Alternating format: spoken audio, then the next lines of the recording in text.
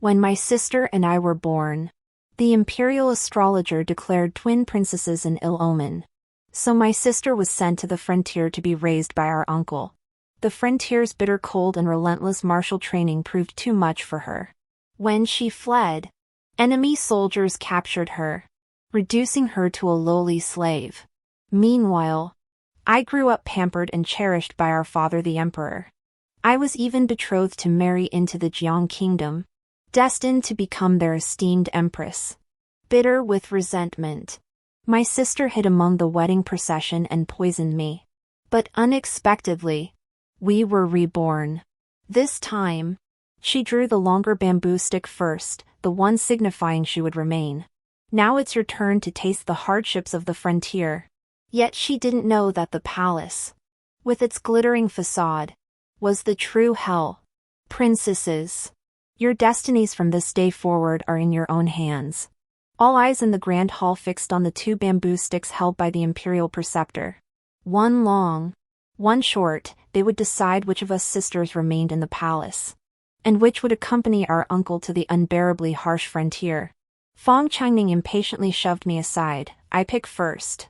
With that, she snatched the right stick, long, just as she'd expected. Fong Changning clutched the bamboo stick as if it were a lifeline, letting out a heavy sigh of relief.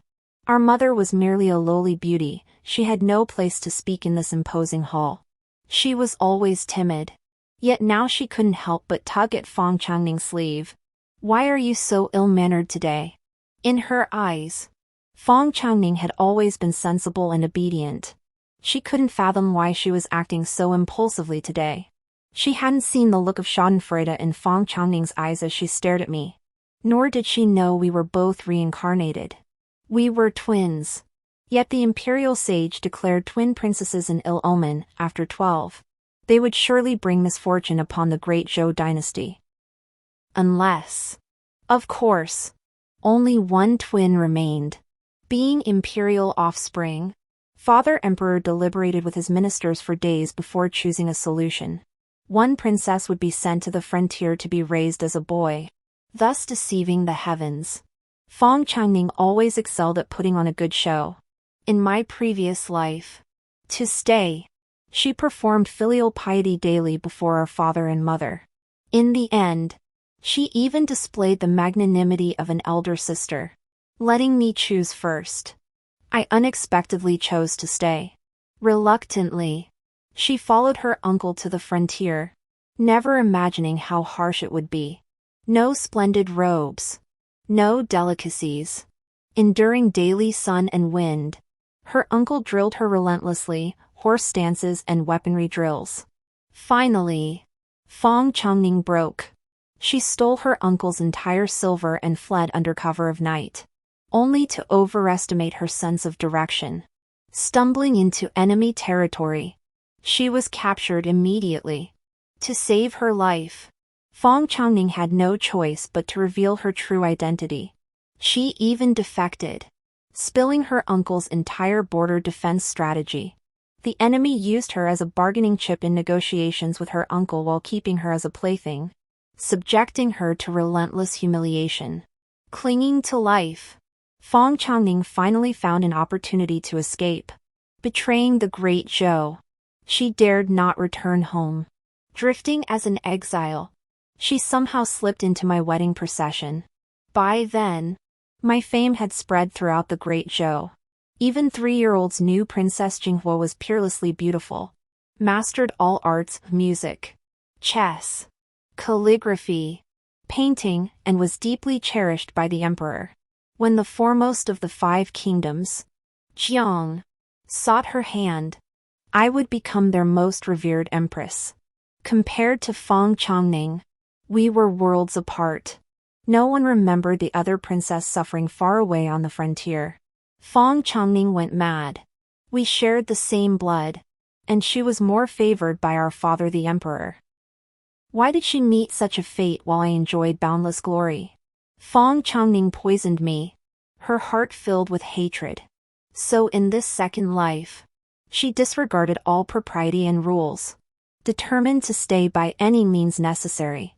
As she wished. It was I who was ultimately chosen to accompany my uncle to the frontier. My uncle, perpetually at war, radiated a fierce aura that kept others at bay. He had rushed back on horseback just to fetch me. As the dust settled and we stepped out of the palace gates, he glanced at me with a hint of reluctance. He seemed to want to touch my head, but hesitated, likely mindful of the rough calluses on his hands, and withdrew his hand. Jinghua, you've been through so much. I smiled and tugged his hand. It's been 5 years since Uncle last returned to the capital for his report. Hurry up and tell me what's fun in the Northwest. With my departure to the frontier set, Mother couldn't bear to leave me behind. She sewed clothes for me with her own hands and held me close every night as we slept. Even our busy emperor found time each day to talk with me, showing how much he'd miss me. Fong Changning saw all this but said nothing. Mother soothed her. Changning, your sister is leaving the palace soon. We're worried about her and have neglected you these past days. Fong Changning resumed her magnanimous, gentle demeanor. I understand. I miss my sister dearly too. Only I knew her magnanimity wasn't genuine, she simply felt indifferent. This time, she would be Princess Changning, basking in unparalleled splendor and wealth, destined to marry the young and promising Emperor of Jiang. As for me, she couldn't wait to witness my downfall. She was certain that the unbearable hardships of the frontier would make me as wretched as she had been in her past life. But she didn't know that this seemingly splendid imperial palace was the true hell. In the chaos to come, military power would be the true path to dominance. The Northwest desert was indeed unbearable. After just 3 days, my delicate skin began to crack. My uncle ordered me to stay in the camp tent and even sought charcoal braziers for me. But I refused. Uncle, this is the Northwest. It doesn't pamper delicate princesses. Since I've come here, you must stop treating me like a princess. My uncle looked at me deeply and said, you must understand, even if you weren't a princess, an ordinary woman couldn't survive here. I nodded in agreement. Therefore, I beg you to teach me martial arts and allow me to study military strategy and tactics under your guidance. From this day forward, I am but the most ordinary soldier here. My uncle paused, a flicker of surprise crossing his eyes. He hadn't expected me to voice what he intended to say first. Excellent! He exclaimed joyfully. As long as you wish to learn, I shall impart all I know. Uncle, as the Northwest commander, governed his troops with strict discipline. From the second day onward, he required me to rise at dawn to train my stamina alongside the soldiers. In the afternoons, he taught me basic spear techniques, and evenings were spent studying military treatises annotated by him. At first, I couldn't even hold a horse stance for long. The soldiers were ordered not to show me any special treatment, so some deliberately picked on me, choosing me for sparring matches and beating me to a pulp. I knew my uncle wanted me to understand that the Northwest was a place where strength truly spoke. So I trained relentlessly. Since my starting point was low, I had to put in more time than others. 3 years later, my body grew increasingly powerful, and my spear became ever more deadly. During another sparring session, the boy who had always pinned me to the ground ended up pounding his fist on the earth, begging for mercy. The youth named Jing, his arm twisted behind his back, gritted his teeth in pain yet still managed to smile. The general was right. You're hard on yourself, but even harder on others. I released him, too lazy to respond. Get up quickly. We're joining the general on patrol. My uncle took us to survey the Northwest border. He explained that in this deep winter, the river was frozen solid. The Qiangrong forces would be preoccupied with survival and unlikely to attack. But suddenly, I remembered, in my previous life, around this very time, the court received the Bao report. A severe cold snap had hit the Northwest, thickening the river's ice. The enemy crossed the frozen river under cover of night. launching a surprise attack on the northwest that caused heavy casualties. Uncle! They have no food or warm clothing. They'll inevitably try to raid us. If the river is thickly frozen, might they attempt a nighttime crossing to ambush us? Uncle's expression changed. Go check the ice thickness immediately. As I predicted, the ice was thick enough to support horses. Uncle urgently deployed troops. Unexpectedly, they ambushed the enemy that very night. It was my first time on the battlefield, and I fought with unrestrained fervor. This battle ended in a great victory. Father the Emperor was overjoyed. As the year drew to a close, he summoned Uncle back to the capital to receive his reward. In my previous life, Feng Changning's first return to the capital after leaving was also around this time. I couldn't help but wonder, this time, had she truly lived the life of luxury she'd always desired within the palace walls? From the day I left the capital, the palace proclaimed to the world that Princess Jinghua had suddenly fallen ill and passed away. Thus, the world knew no Princess Jinghua anymore. That's why I returned disguised as a man, traveling alongside my uncle as his adopted son and a lowly deputy commander. The Emperor, beaming with joy, summoned us. After bestowing rewards for our service, he kept me behind alone. Jinghua, have these years been hard for you? He reached to take my hand, only to suddenly notice my hands were rougher than those of the palace maids who swept the halls. He paused, momentarily stunned. I performed the subject's bow. Though a daughter cannot fulfill filial duties before her father, guarding the frontier for His Majesty is no hardship. His Majesty's countenance brightened. Excellent! Reward her. He bestowed a golden whip and specially permitted me to remain in the palace for several days. I intended to visit Mother, but upon reaching the imperial garden, I encountered Feng Changning. These years had changed me, and she had changed too. Now she wore sumptuous court robes, clutched a hot water bottle, and her head was adorned with jewels and pearls. In contrast, I looked like a refugee. Once identical twins, we now bore little resemblance. Feng Changning covered her mouth and snickered. Sister, you must have suffered greatly these years. Your face looks worse than Xiao Tao's. Xiao Tao, her trusted maid, joined in the laughter. I remained unmoved. Sister, you worry too much. I've been quite well. The Northwest may be harsh, but I rode horses freely, made many friends, and mastered swords and spears. There, I held my own destiny. It was the truth. Yet Feng Changning didn't believe it. To her, I was surely putting on a brave face. She was about to say more when a group came rushing toward us, accompanied by a woman's shrill outburst. Useless fools. If my kite is lost, I'll have your heads. It was the ever-arrogant eldest sister, the Empress's only daughter, Jiang, dressed inconspicuously. I went unnoticed for a moment. She saw only Feng Changning. Ah, it's you. She looked down at her with a condescending sideways glance. Feng Changning bowed respectfully. Greetings, imperial sister. Zhao Yang's eyes flickered with cunning as she ordered her attendants. You needn't search for my kite. Let my little sister handle it.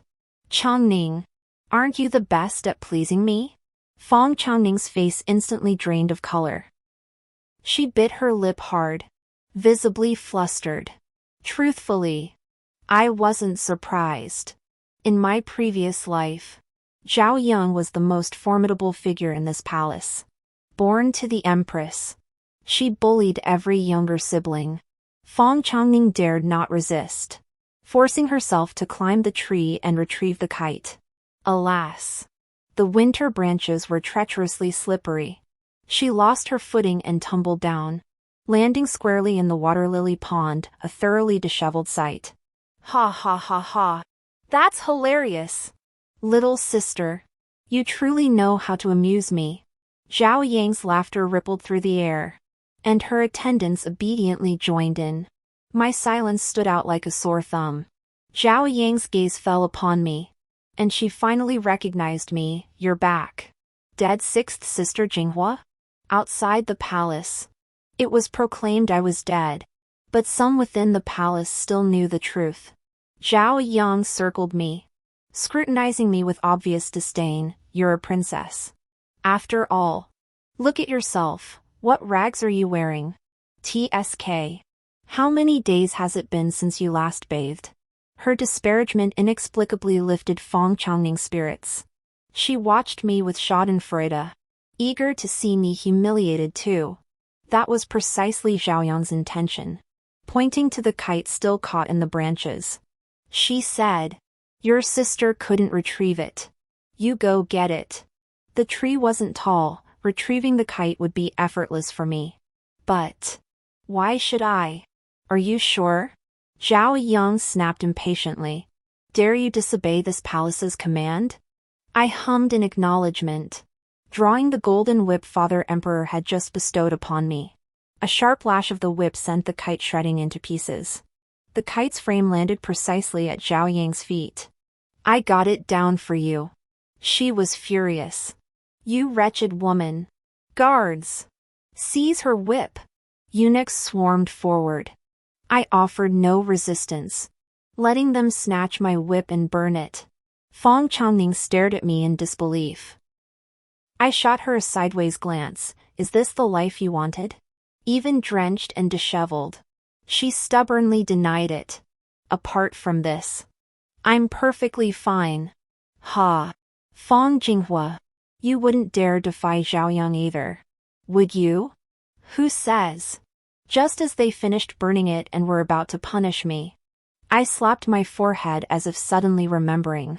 I forgot to mention, this whip was just bestowed upon me by His Majesty. He said seeing the whip in the palace is like seeing him. Zhao Yang, who'd just tried shoving the whip's remains into my mouth. What on earth do we do now? I watched her and smiled faintly. You burned our father's gift. The incident of Zhao Yang burning the imperial golden whip reached the emperor's court.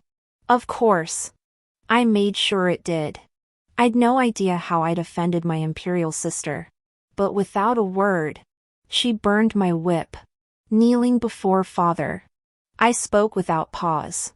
It must be that after years away from the capital, enduring constant fear in the northwest, I forgot the palace's rules and offended my imperial sister. Uncle often taught me that feigning injury can yield remarkable results.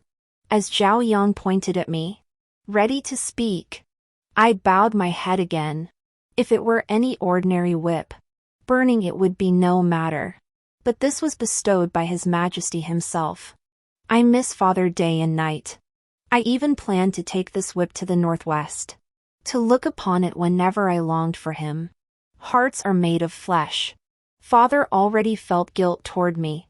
Hearing this, his remorse doubled. Zhao Yang's face flushed crimson with fury. Why didn't you say this earlier? Her question made tears well in my eyes. Sister, I did mention it. But regardless of who bestowed that whip, didn't you, Your Imperial Highness, order it burned? Zhao Yang was about to retort when she suddenly snapped back to her senses. I'm implying she disregarded imperial favor and committed insubordination. She knelt with a thud, protesting loudly. Father Emperor, see clearly. This vile woman slanders. Vile woman? That's your sister. The Emperor roared in fury, as if this scandal weren't already grand enough.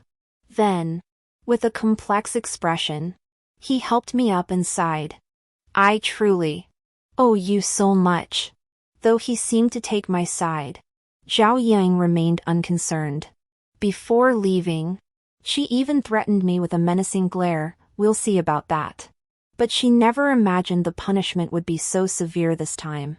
Not only was she confined to her quarters and fined her salary, but Father Emperor also ordered the inner court matrons to personally oversee her re-education, forcing her to stand in punishment for 3 hours each day.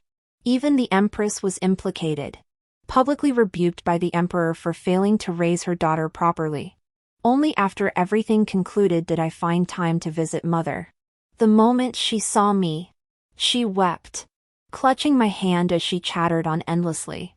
Finally, she hesitated and said, "Jinghua, please help your mother persuade your sister." Only then did I learn that Fang Changning, though remaining in the palace, not only skipped lessons daily but also repeatedly drove away the tutors teaching her music, chess, calligraphy, and painting. She often disguised herself as a boy to mingle with the young nobles on the streets. Rumor had it many of them were smitten with her. What a disgrace! Mother had shared this with me out of sheer helplessness. She couldn't understand why Princess Fang Changning would stoop to such behavior. But I understood. Because in my past life, the rumors about me, the princess of the capital, peerlessly radiant, wherever she appeared, young nobles would gallop after her on horseback, just to catch a glimpse. Fang Changning competed with me in everything, so she too craved the adoration of those men. I truly couldn't fathom it. Was the affection of those stinking men worth anything? Even now, recalling their leering gazes makes me sick. Having lost face before me, Fang Changning turned to fill her vanity with others' flattery and admiration. When she disguised herself as a man and galloped wildly through the streets with those debauched youths. I had just left my uncle's residence. I saw her clumsy horsemanship. Yet those men still cheered her on. "Changning truly stands apart from ordinary women," they exclaimed, making us look at her with new respect.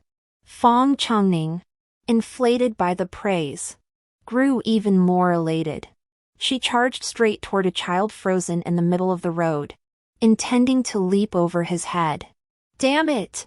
Forgetting my disguise, I swiftly pulled my veil over my face and kicked Fang Changning hard, sending her flying. Then I yanked the reins, forcing the horse to swerve abruptly. "How dare you? Do you know who you've kicked? Fang Changning, come to the palace to see me."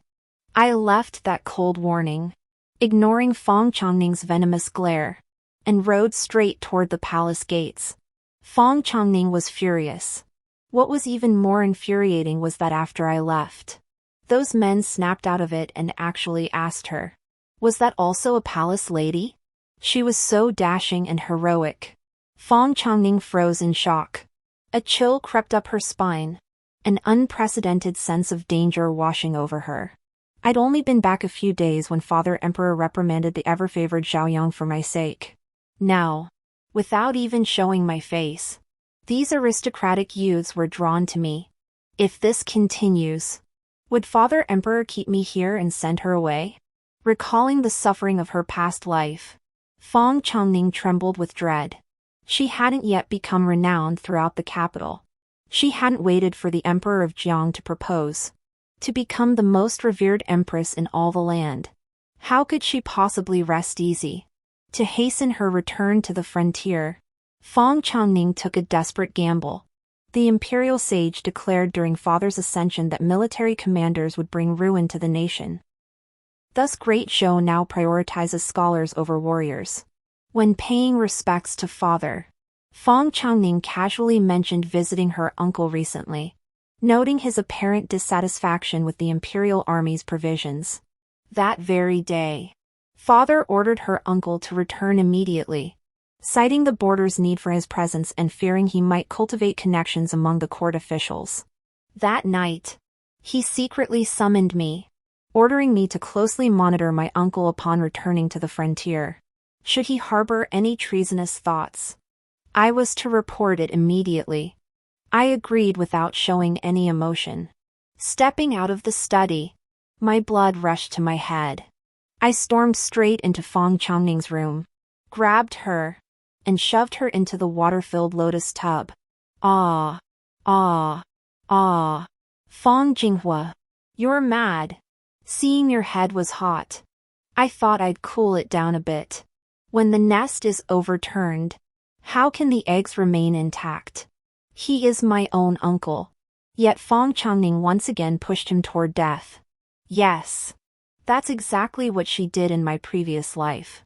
3 years after returning to the capital, to stay, She deliberately told the emperor that her uncle harbored treasonous thoughts. From then on, the emperor distrusted the border commander, deliberately withholding silver and grain, leading to the great Zhou suffering defeat after defeat. Later, she fled and was captured by the Jiang army. To save her own life, she betrayed intelligence, causing tens of thousands of soldiers to perish on the frontier. Fang Changning struggled to push me away, laughing maniacally. "You're furious. Fang Jinghua. I knew you wanted to stay and replace me. Let me tell you, only I will remain." Foolish. Watching her smug expression, I found it laughable. She couldn't endure the hardships of the frontier. And this lifetime, she didn't even want to endure the palace's trials. But she didn't know that in my past life, every bit of my glory was earned through relentless effort. Zhao Yun was equally arrogant in that life. Yet I never suffered her bullying. Because she dared not. I rose earlier than anyone and slept later than all. I excelled in every subject, mastering music, chess, calligraphy, and painting. 1 year, envoys from a neighboring kingdom visited. They publicly presented a challenge, a half-composed melody passed down for millennia in their land, with no one able to complete it. They demanded our imperial princes and princesses finish the second half. Everyone was stumped. The envoy grew even more arrogant, sneering that our land of ritual and music was nothing special. Father Emperor was furious. Everyone else gave up. Only I persevered for 2 days and nights. Just before the envoy departed, I played a melody that stunned them. Father Emperor was overjoyed. He valued me even more, showering me with endless rewards.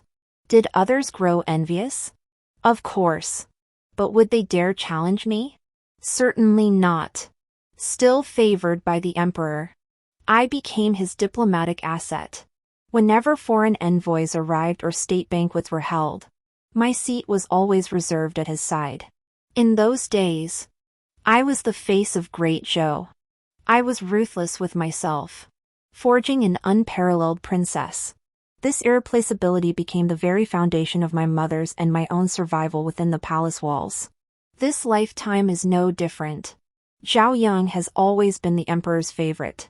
If I were merely a princess, the rivalries among sisters would not stir up waves. But this time, I returned bearing rewards as a deputy commander. Behind me stood the soldiers guarding the northwest frontier. If I were mistreated in the capital, word would reach them and it would break their hearts. Whoever I am, I must hold my own worth. Alas, Fang Changning never understood this. She only knew that in my past life, I remained in the palace, adored by noble youths and deeply cherished by the emperor. She mistakenly believed these were cause and effect. Just like now. As she leaned close to my ear, swearing solemnly, "Let me tell you a secret, someday I will marry the Emperor of Jiang and become the most honored empress under heaven. As for you, just wait to die in that bitterly cold land." I curved my lips slightly. It seemed she heard many tales of my love story with the Jiang Emperor in her past life. How I saved him from assassins on the festival of the Seven Sisters. How the Emperor of Jiang fell for me at first sight and vowed to marry none but me. Pity it was all false. Truthfully, I could have warned Fang Changning, shown her the way back. But why should I? We've both lived 2 lifetimes, each walking our own path. That's only fair. Besides, Fang Changning envies and hates me, and I hate her in return. In my previous life, through sheer effort, I had finally reached the highest position attainable for a woman. I intended to use my abilities to persuade my father, the emperor, to abandon my arranged marriage. As a woman, I could then enter the court and set a precedent for all women. But because of Fang Changning, our border forces suffered a crushing defeat. The Qiangrong army marched southward unchecked.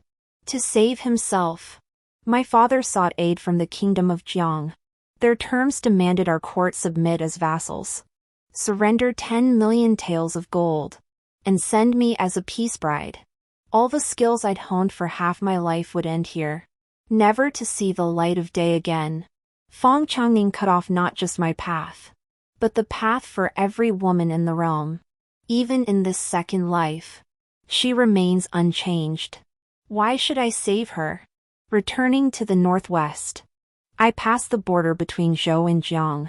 Along the way, commoners whispered that the Emperor of Great Jiang would soon tour the Four Kingdoms, with Great Zhou as his first destination. They also said this journey was solely for selecting a new empress. This news would soon reach Great Zhou, and Feng Changning would undoubtedly make a grand move. On the road, I relayed every word Father Emperor had spoken to me to my uncle. He fell silent for a long time after hearing it. The Emperor harbors such deep suspicion toward me. After guarding the frontier for so many years, all he received was the ruler's distrust. How could he not feel disheartened? Seated atop my horse, my expression remained calm. Since they all claim we are disloyal, why not make it official? My uncle startled, glancing warily around us. Watch your words in the capital. He was utterly taken aback that I could utter such treasonous words. But from the day I was reborn, I had made up my mind. I wanted troops. I wanted power. Having finally escaped the confines of the palace that imprisoned me, I would naturally strive with all my might to rise higher. Uncle, fear not. Our men surround us, and the northwest is our domain. Since Father seeks to suppress us through silver, grain, and supplies, we shall trade along the military routes and use the profits to buy provisions.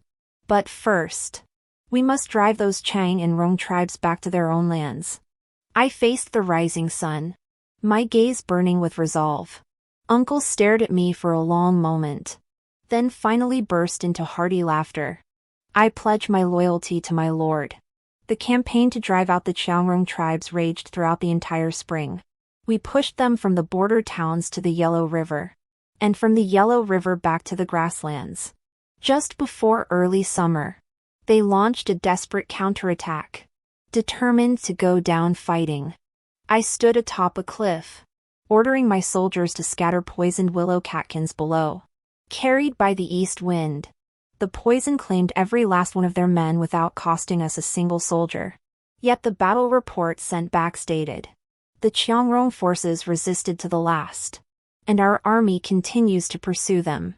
We needed time to grow our own ranks. Just then, word came from my uncle's informant in the capital. The Emperor of Jiang sought to choose a princess of the Great Zhou to marry as his queen, and the final selection was Feng Changning. By status and standing, the first choice should have been Zhaoyang. Yet the day before the state banquet, Zhaoyang stumbled and fell into a pond. Thin ice sliced her face, disfiguring her. Rumor had it that the only person with her at the time was Feng Changning. Feng Changning was truly ruthless. She would rather antagonize the empress and endanger her own mother than forfeit her own path to power. But she didn't know that pinning hopes on a man was the most foolish choice. I had no time to concern myself with her now. I'm busy amassing wealth and provisions to train my troops. Another summer passed. Mother sent a letter via messenger to the northwest, pleading with me and my uncle to find a way to save Feng Changning. She'd rather die than marry into the Jiang kingdom. Reading the letter, I couldn't help but raise an eyebrow. Oh ho! She's finally caught on. The Jiang kingdom reigns supreme among the 5 nations, boasting formidable military might. When an emperor seeks a queen, shouldn't other nations scramble to send their daughters? Why would the emperor personally come to choose? Because their emperor is ill. Mentally ill. He's cruel by nature, delighting in tormenting others, even harboring a taste for human flesh. In his 7 years on the throne, he's taken 5 queens, none survived a single month. After that, no minister in their kingdom would dare send their daughters to the palace. Someone devised a scheme, convincing Emperor Jiang that women of royal blood were the most tender and delightful. Thus, Emperor Jiang personally toured the nations, seeking only the most appetizing queen. Though Jiang was suppressed this news, it wasn't a deeply hidden secret. Feng Changning likely sought to understand her future husband, hoping to please him by catering to his tastes. Yet she never imagined uncovering this horrifying truth. Now she refuses to marry under any circumstances. But the Empress declared that for the sake of diplomatic relations, Feng Changning must die within Jiang's borders. Zhao Yang's disfigurement at Feng Changning's hands fueled the Empress's deep-seated hatred, making her eager to witness Feng's downfall. My mother begged me to save her. But how could I? Wasn't this path her own choice? I intended to watch coldly, but underestimated Feng Changning's depravity. Seeing no room for compromise, she gritted her teeth and laced the farewell banquet with poison for the Chancellor's son. That son, already lustful by nature, succumbed to temptation and rolled with her. That day, the unspeakable scene was witnessed by everyone present. Enraged beyond measure, the emperor ordered the execution of every palace attendant who had seen it. Feng Changning knelt, crying foul, claiming the chancellor's son had taken advantage of her while drunk. But her virtue was already lost. If she were to marry into the Jiang kingdom like this, the Jiang emperor would surely fly into a rage and march his armies against the Great Zhou. Then, besieged by both Jiang and Qiangrong, Great Zhou would face peril. At this point, only one final solution remained. That was for me, who bore an uncanny resemblance to Feng Changning, to take her place in the marriage. Without a moment's hesitation, the emperor drafted a secret edict ordering me to return to the capital immediately to prepare for the wedding. Relieved of their urgent crisis, they rejoiced, utterly unaware that my marriage would also be a death sentence. But they didn't know the Qiangrong threat had already been neutralized, and I was no longer someone to be manipulated. When my uncle heard the news, he was so furious he kicked over the table. They don't care if you live or die. Sending you as a substitute bride. Jinghua, we won't wait any longer. We'll gather our troops and head back immediately. I'll see who dares make you marry.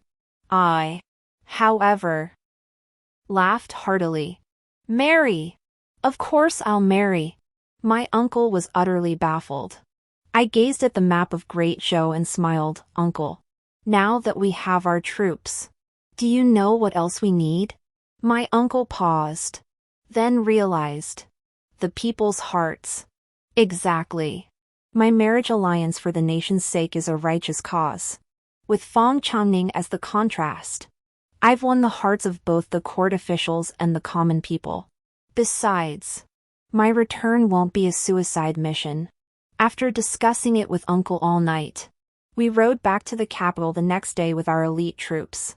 Father Emperor had been driven to the brink by Feng Changning's actions, his health fluctuating between good and bad. Upon hearing our plan, he coughed violently in fright. You want the army to disguise itself as a wedding procession, then attack their imperial city once we enter Jiang territory? He exclaimed in horror. Impossible. If we fail, won't our great Zhou be in peril? The imperial preceptor, ever timid and cautious, hastened to interject. This is utterly unthinkable. Last night, I observed the celestial signs. If the princess marries into Jiang, our great Zhou shall enjoy decades of bountiful harvests and peaceful skies. Why risk war? I fixed him with a cold stare. As long as Jiang exists, Great Zhou will never know true peace. Your Majesty, please reconsider. The Grand Sage persisted. Your Majesty, I have calculated the fate of Great Zhou. If we wage war now, before he could finish, I slit his throat with a single stroke. Blood sprayed across my face. Yet I wiped the blade without flinching. Such tedious drivel. 5 years ago, he hastily decided my fate with his so-called calculations. Now he uses the same rhetoric to send me to my death. But I don't believe in fate. I only believe in myself. Those who stand in my way shall die first. Father Emperor had never witnessed such a bloody scene. He was so terrified he couldn't utter a word. I bowed respectfully to him. Your Majesty, please issue the decree now. My wedding procession must be magnificent. His face turned pale, I must consider. But I smiled sweetly. Father, you misunderstand. This is not a request. News soon spread that I would soon marry far away to the kingdom of Jiang. Rumors swirled of a wedding procession stretching for thousands of miles, accompanied by countless palace attendants. Overnight, everyone declared Princess Changning deeply favored by the emperor. As for the real Changning, having committed such an act and bearing the empress's grudge, father showed mercy by not killing her. All that remained was to discuss a marriage alliance with the chancellor's household. But the chancellor's household refused. After all, Changning no longer holds princess status and can never appear in public for the rest of her life. The chancellor's household has no need for a principal consort hidden away in seclusion. They only agreed to take her as a secondary consort. Even so, Fong Changning felt she had one. On the day she left the palace, I was inside trying on my wedding attire, adorned with jewels and finery, radiant with splendor. Fong Changning deliberately took a detour to see me one last time. She scrutinized me from head to toe, her gaze as cold as if she were looking at a corpse. My dear sister, cherish the time you have now. Everything you possess is merely what I've granted you. Though I'm in disarray, at least I'm still alive. I looked at her without a flicker of emotion. My foolish sister. While we're fighting for the throne, you're still amusing yourself? Ah well. Ignorance can sometimes be a blessing. Before my wedding, my uncle paid hundreds of storytellers to spread tales in tea houses and taverns, how the great Zhou faced enemies on all sides. And how Princess Changning, risking her life, volunteered for a peace marriage to save the realm. Overnight, everyone sang her praises. On the day I left the city in my crimson bridal gown, the common folk knelt in 2 orderly rows. They chanted in unison, the princess's noble sacrifice. Farewell, princess. May you enjoy boundless fortune. I journeyed far amidst their blessings. The palace attendants accompanying me were my elite troops from the northwest. Hidden within thousands of dowry chests were blades and weapons.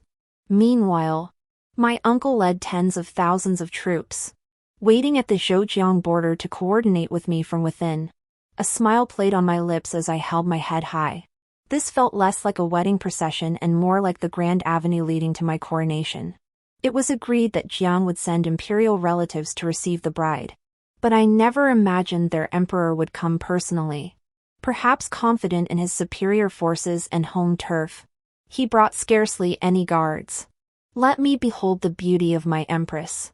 He helped me dismount, and the moment our palms touched, he sensed something amiss. How can a princess have such rough palms?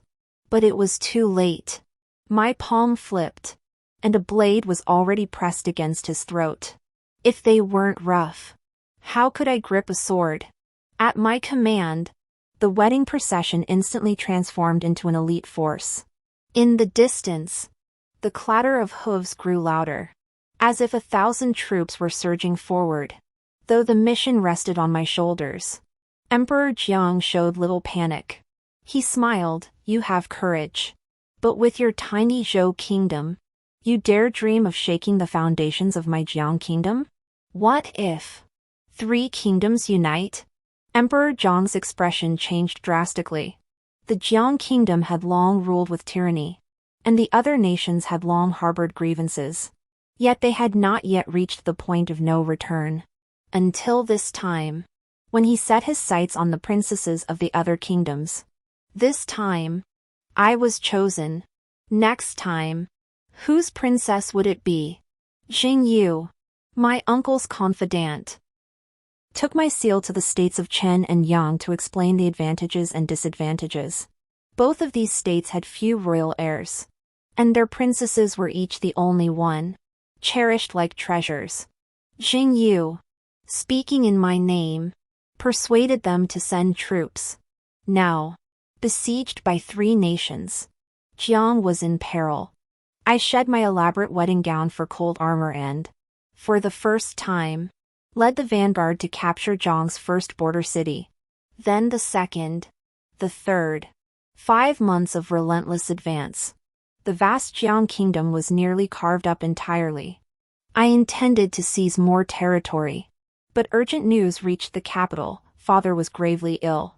The Empress had confined him to force him to abdicate in favor of her son. What? I toil endlessly on the battlefield, only for you to claim my victories? How could this be? Without a moment's hesitation, I led my troops back and dealt decisively with those petty officers.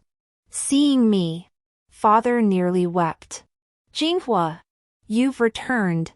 I clasped his hand, staging a display of deep father-daughter affection. Father, please do not fret. Your health is paramount. My health is failing. Jinghua, I cannot rest easy about the great Zhou. What do you think of your eldest brother? I feigned deep thought. The eldest brother is utterly ignorant, unfit to govern. Father paused. Then the second son? Wicked and unruly, incapable of bearing such responsibility. The fifth son? Too young. It's difficult. Before Father could speak again, I cut him off with a smile. Father, you're perfectly well. Why rush to name an heir so soon? There's no need to hurry. With your daughter back, you should feel at ease. But Father did not feel at ease. For he had gone from being confined by the Empress to being confined by me. In truth, it made little difference. I entrusted all external affairs to my uncle, only participating in decision-making. Suddenly, life in the palace grew surprisingly leisurely. Each year during the Mid-Autumn Festival, the palace would host grand banquets for the court officials. But this year, with the emperor gravely ill and the empress confined by me, the inner court was unsure whether to proceed and sought my instructions. Hold it. Not only hold it, but make it a grand celebration. With Jiang Kingdom now defeated, this is cause for great joy. Upon receiving my command, the inner court immediately began preparations. Fearing Mother would grow bored confined to the palace, I sent her to oversee the preparations. Yet to my surprise, she became utterly distraught. Jinghua, I asked, pretending not to hear her distress, as I served her food. Is it you who ordered the guards to watch your father's chambers day and night? I pretended not to hear her and served her food. Try this. It's a specialty from the Northwest. I made it myself. But she grasped my hand. You've saved the Emperor's life. He will surely find you a good match soon. You won't have to endure the bitter cold of the Northwest anymore. Jinghua, what more could you possibly want? Mother, you never understand me. I lowered my gaze to her hand, rubbing the thick calluses on my own palm. You look at my hands and assume no girl would ever want them to become like this. You see this as suffering, but I regard it as honor. You think a good marriage is a reward. But to me, it would be like breaking my limbs and imprisoning me until death. What I want is for no one to dare speak against me, for no one to control my fate. I want true freedom. Mother stared at me in utter shock. Since ancient times, what woman has not depended on a man? Therefore, the old ways must change. I slowly wiped my hands, my tone as matter-of-fact as when we chatted casually in childhood. If I were to become sovereign, the court would surely be filled with the most capable, regardless of gender. I spoke my innermost thoughts without hesitation. Mother was so startled she shattered the bowls and chopsticks. Jinghua, don't make a mistake. I summoned servants to clear the shards and led Mother up the city wall. Since entering the palace, she'd been confined to a tiny courtyard day and night, never standing so high. I wanted to tell her that most women's vision is shallow, seeing only husbands and children, but our gaze can reach far, to the realm and the world. Mother, The victor is never wrong. Mother finally clasped my hand, standing firmly by my side. She said, I have only one request, spare your sister. If Feng Changning behaves herself from now on, I can pretend she doesn't exist. But the problem is, with her temperament, how could she ever give up? Only after marrying into the Chancellor's household did Feng Changning finally realize how utterly wrong she had been. She had entered the mansion through underhanded means. Without her princess status, she couldn't even pass through the palace gates. Without her family's backing, others looked down on her. Feng Changning knew her only recourse now was to cling tightly to her husband. At least she still possessed beauty. Enchanting a useless fool wouldn't be difficult. For the rest of her life, she'd have some support. But how could the disfigured Jiang let it rest? She gathered a retinue of beautiful maidservants and sent them all to the Chancellor's residence. Those maids had been trained, they knew far more tricks than Feng Changning ever could. Before long, she was discarded. Locked away in a small courtyard within the Chancellor's residence for months now. No one brought her news. She likely didn't even know I had returned alive. Now that the Chancellor has seen the situation clearly, he seeks to curry favor with me. As a veteran minister, he knows of my relationship with Changning. Believing I still cherish our sisterly bond, he brought Feng Changning to the Mid-Autumn Palace banquet. To this day, Feng Changning still believes Father Emperor remembered her, intending to rescue her from her misery. She was wholly focused on demonstrating filial devotion before Father Emperor, never expecting to encounter me outside his bedchamber. She'd grown gaunt. Dark circles etched beneath her eyes. Seeing me, she looked as though she'd encountered a ghost. Feng Jinghua, you're not dead? How? Weren't you married off to the Jiang kingdom? I simply smiled at her. Surprised to find me alive? You must have fled back secretly. She scrutinized me with unnerving intensity, muttering, I'll tell Father Emperor to send you back. How could you return alive? How? It wasn't that I couldn't return alive, I simply couldn't live better than her. 2 lifetimes spent living in my shadow. Feng Changning began showing faint signs of madness. Just as she was about to send word, Jiang spotted her from inside. Feng Changning froze instantly, like a mouse seeing a cat, too terrified to lift her head. A faint scar still marred Jiang's face. She shot Feng Changning a look of disgust before bowing respectfully to me.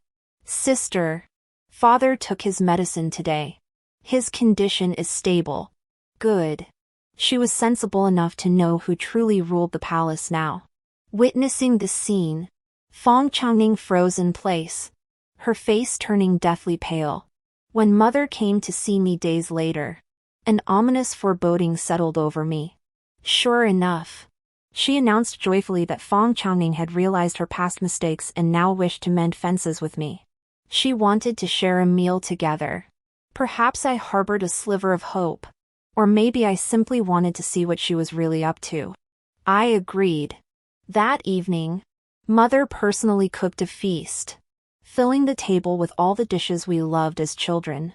Feng Changning seemed suddenly normal, her eyes brimming with tears as she looked at me. Sister, I now wish to spend the rest of my life with Mother. I hope you can forgive me for the wrongs I did in the past. I watched her silently, then nodded gently.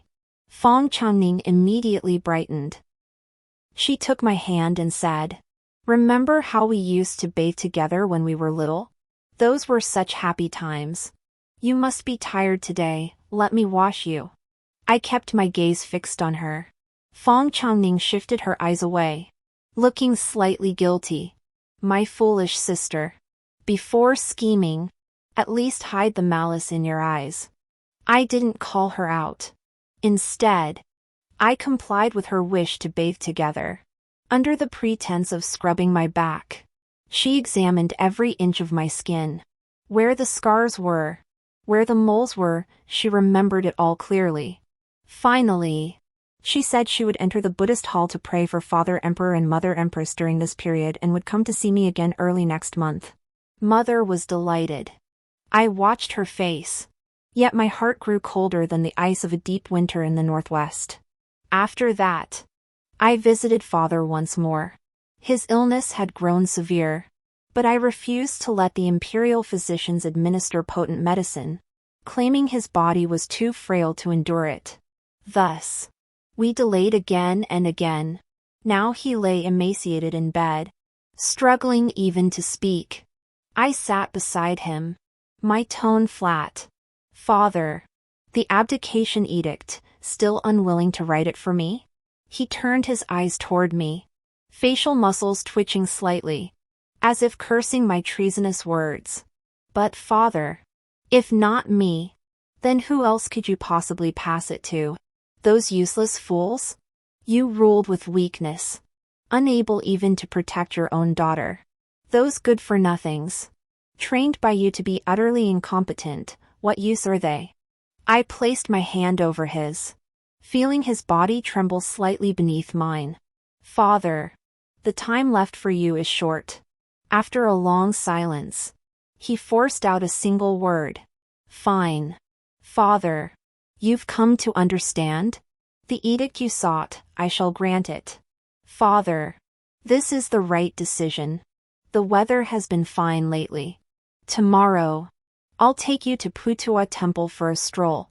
With the Buddha's blessings, your illness will surely recover. Putua Temple was the very temple where Fong Changning prayed for blessings. Knowing I was going, she couldn't wait to see me. I suspect she's already forged an identical scar. Once she kills me, she can take my place. I sent word that I'd wait for her in the meditation chamber.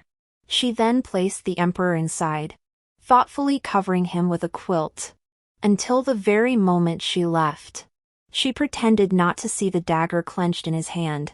It was all over. The 25th year of Qing Yuan, the emperor of Great Zhou perished at Putua Temple, meeting his end alongside the assassin.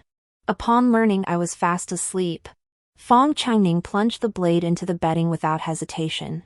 Her expression mad. Fong Changning always excelled at putting on a show.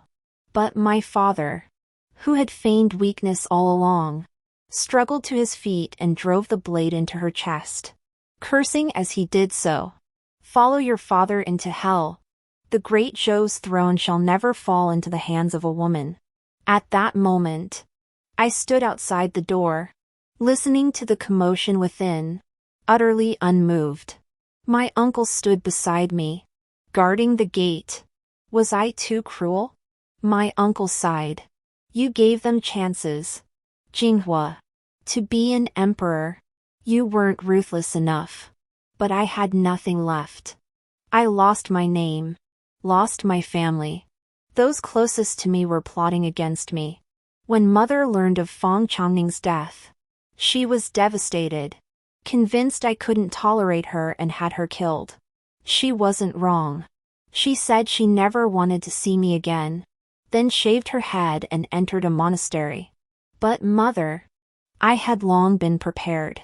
From the moment I was reborn, I knew the path to the throne was paved with blood. I needed no family bonds, nor could I afford any weaknesses. This solitude of ruling boundless lands, I can bear it. Winter of the 25th year of Qing Yuan, Empress Fong Changning ascended the throne and renamed the nation Lu. Historians recorded that since the empress's reign, the kingdom of Lu flourished and prospered. It continuously expanded its territories, becoming the foremost among the four nations, with none daring to challenge it. The empress valued both literary and martial talents, establishing the imperial examinations and military trials. Women could enter the examination halls, with the possibility of attaining titles of nobility or becoming ministers. Talented individuals from across the land flocked to serve the kingdom of joy. Great virtue. The end.